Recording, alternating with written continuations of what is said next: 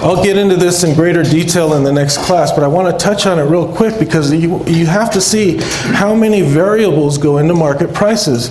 All these things we know, statistics, facts, data, information, financials, news, we know that right now, but news changes instantly, minute by minute, day by day. And then we don't know what the future information and news will be. All these things go into market prices too, and they are unknowable. People's instincts, feelings, dreams, visions, preferences, perceptions, plans, bad data, all the fraud that goes on in the financial industry.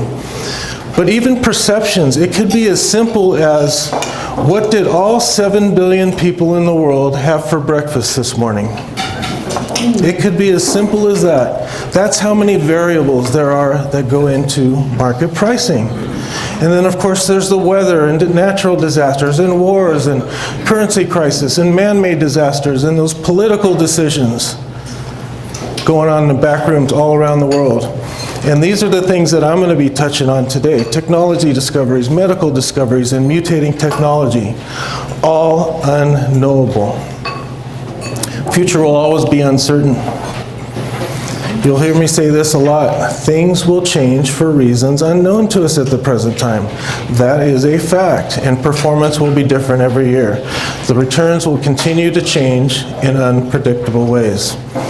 So how do we deal with uncertainty as investors? Because the future is always uncertain.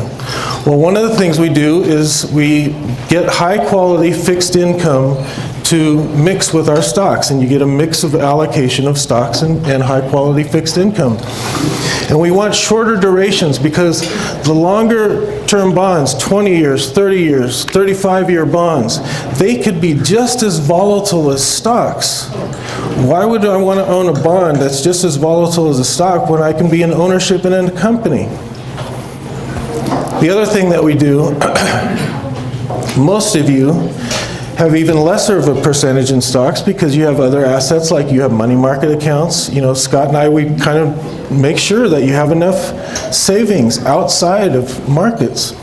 CDs, checking accounts. Some of you have fixed annuities, the high quality fixed annuities and index annuities, the commission-free ones that we can get for you. And then a lot of you have rental real estate that you've owned for 10, 20, 30, 40 years or more. And you didn't sell it because of a temporary downturn in your real estate. And some of your real estate had some pretty significant downturns along the way. It did. And if you need additional real estate, you know, Scott and I can do some of the publicly traded, really low-cost real estate investment trusts for you also. So both you and I, we have a plan in both up and down markets. We're going to relentlessly stick to these fundamentals. We're going to ignore market predictions and forecasts from the gurus. They don't have a clue what's going to happen in the future. They don't. Diversification, we're going to have worldwide diversification and diversification in asset classes with different correlations. Know your risk. This is what I'm going to cover in detail in the next class. Your volatility levels in your particular allocation. It's very important to know your risk. Low turnover. We're going to reduce the hidden expenses and have really low cost funds in the portfolios. The average return includes the upside volatility and the downside volatility. Our average returns are positive over longer periods of time. So we want to be in it to get those really good periods. And then rebalancing, systematic, disciplined rebalancing on a calendar basis on highs and lows.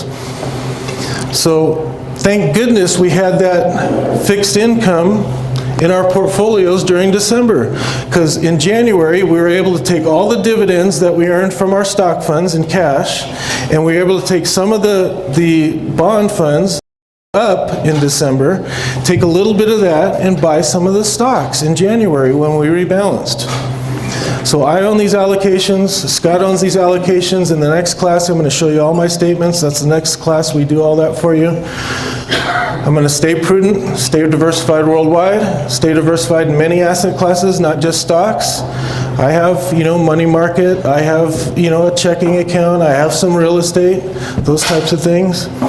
Stay disciplined and patient. I'm going to rebalance small amounts out of hot asset classes and funds, rebalance small amounts into down asset classes and funds, keep my risk consistent, and above all, avoid forecasting, predicting, guessing, and market timing. I'm going to do that for me and my family. Scott's going to do that for him and his family. And Scott and I are going to do that for you and your family.